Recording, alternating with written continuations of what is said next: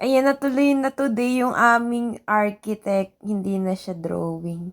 So, pupunta na kami sa Villa Vista, The Habit, sa Rizal, Nueva Ecija.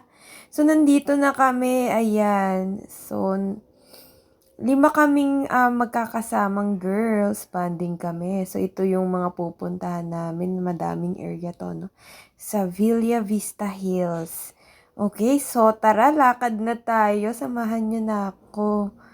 So, ako naman, ayan, duyan-duyan lang, naiwan pa yung aking tsinelas. Ayan, so going down na kami. Okay? So, ayan yung mga Habitsville. Ano ninyo sa likuran ko? Ayan. So, ayan, pasukin natin yung isa tapos mag-picture tayo. So, cute talaga dito, I think. Ayan, okay. So, ayan pa. Amuyin ko nga. Ay, walang amoy. Okay, so lakad tayo uli, pumunta tayo sa next destination natin sa taas. Okay. So, tingnan lang ninyo yung nasa likuran ko, tsaka gilid, ayan.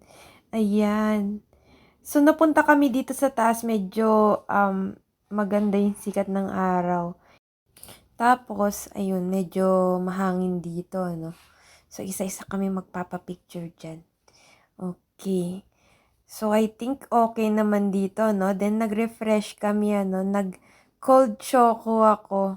So, ubusin ko lang to before kaming magkawapat. So, nakapagpalit na ako ng outfit. Yan yung mga kasama ko. So, ready na kami para sa kawabat. Yun talaga pinunta namin dito. Ayan, dito kami lulutuin mamaya. Ang cute, diba?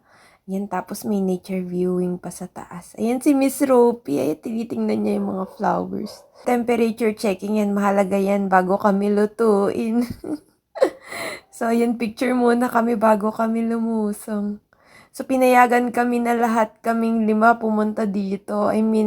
Sa isang kawabat. Kasi usually, tigi-isa, 200 pesos isa. So, ayan. So, nagbibideo ako. Hindi nila alam yan. Tinuro ko yung cellphone ko. So, tapos na, no, tuwing gabi raw meron ditong free cinema sa area na to, yan. Pero tinatawag na ako ng mga kasama ko. Ayan, sige, alis na ako. Bye-bye.